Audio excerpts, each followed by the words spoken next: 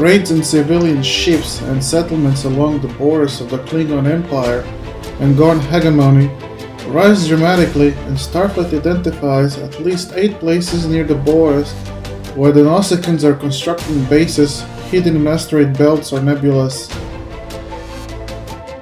Starfleet Command does not consider these bases to be a major threat, but the Federation Transport Union, which represents a large number of civilian freighter combatants, is demanding that Starfleet increase its patrols in the border regions and offer additional protection for civilian shipping traffic. This puts Starfleet in a position of having to balance the need for defense with the Federation's deteriorating relationship with the Klingon Empire. More starships on the border will be seen as a hostile act by the hardliners on the Klingon High Council, and tensions are already high because of the ships that Starfleet is using to reinforce the Romulan border with the Klingon Empire. The debate on what to do rages for much of the year, and the few Starfleet vessels that are assigned to the region are stretched thin and struggling to deal with the swift Raiders' attack. By the time a starship can respond to a distress signal, it is often too late to catch the Nausicaans ships. The best case scenario for the Federation, analysts agree, is if the Klingon and Gorn find a peaceful solution before the conflict has a chance to engulf nearby worlds. To this end, the Federation offers to mediate the talks between the Gorn and the Klingons at a neutral location. Neither party is overeager to accept human meddling in a personal dispute, and preliminary talks to hash out the details of the peace conference drag on for weeks. The process comes to an abrupt halt when Chancellor Martok announces that the Klingons will not participate unless Starfleet withdraws all of its ships from the Romulan-Klingon border. While the campaigns against the Romulans and the Gorn are both extremely popular in Kronos, projections by the Klingon Defense Force show that the Empire's resources are being stretched thin by a two-front war. The KDF recommends a rapid increase in ship production, eliminating some of the blocks to non-commissioned soldiers, rising to the rank of officer, and possibly scaling back the Romulan war in the short term, because the disorganized, displaced Romulans are not an immediate threat. Ultimately, the Klingons decide to slow their advance into Romulan space, but they continue to garrison and defend the territory gained in the 2389 campaign. The Romulan colony worlds are starting to develop a loose network of alliances and rivalries, but none of the potential Romulan leaders has been able to unify the worlds under one banner. Left to their own devices, some of the worlds are looking to find allies outside the Romulan Star Empire. On Stardate 67620.5, the Romulan colony of Talwath formally requests Federation protection and offers to open talks that could lead to Talwath applying for Federation membership. Some see this as the first step to the dissolution of the Romulan Star Empire. A bright spot for the Romulans has been Admiral Taris, who has been organizing the remaining ships into a new fleet. In areas with the holes in the chains of command, Taris has been approaching each ship's captain personally, and outside observers expect her to have the Romulan military fully operational within 7 months.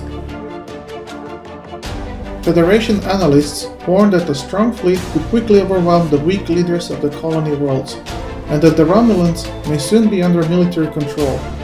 For her part, Taris has not publicly expressed an interest in governing the civilian population, and has ordered the forces under her control to concentrate on the relief efforts and defense of the border regions.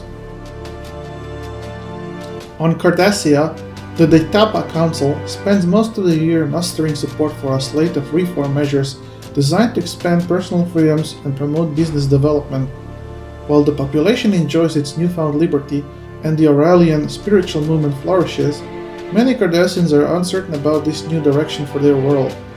The Council's task is complicated by Alpha Quadrant and his followers, who use the expansion in freedom of speech and assembly to organize rallies promoting a return to the true ways of the Cardassian Union. A task force made up of scientists assigned to the USS Pasteur, commanded by Captain Beverly Crusher and the Cardassian Ministry of Science, announces that it has found a possible cure for Yarmin-Fell syndrome. The compound, synthesized from a rare flower that grows in the most remote areas of Cardassia Prime, cannot be replicated. Because of the limited supply of the drug, it may be several years before the treatment has been fully tested and is ready for public use. On Earth, the Federation Supreme Court agrees to hear oral arguments from a group of holonovel publishers and programmers who are seeking to block the class action lawsuit asking for civil rights for holograms. The group hires a retired Starfleet Rear Admiral, Philippa Louvois, of the Judge Advocate General's office to lead their case, and she argues that appearing sentient does not automatically mean a hologram is sentient. Unless the holograms can be determined to be intelligent and self-aware, the Acts of Cumberland and the Federation Constitution do not offer them full protection. The Sun Foundation argues that without full holometer technology, it cannot bring witnesses to court to speak in their own defense, and that court rules preclude remote testimony in matters such as this. The justices grant the Sun Foundation a delay. The USS Enterprise returns from a survey of the McAllister C5 Nebula. Captain Data reports that the Enterprise found residual signs of multiple quantum singularities in the area of the nebula that correspond to those used by a Delta Quadrant race known as Species 8472 to cross over from the fluidic space. Unfortunately, the properties of the protostellar nebula in which the singularities were found make definitive identification impossible. If these singularities were used by Species 8472, it is the first sign of them near Federation space. On engineering and scientific note, Starfleet Corps of Engineers, in collaboration with the top Federation scientists, had major breakthrough in propulsion systems. They have managed to build the first warp core able to achieve speeds over warp 10 without hyper-evoing. Scientists deducted that initial design and modifications to the engines of USS Voyager shuttlecraft Cochrane by Lieutenant Tom Paris was unstable, and thus upon reaching warp 10, it overloaded and it kicked into hyperloop, in which moment a person could be at any point in a moment in the universe.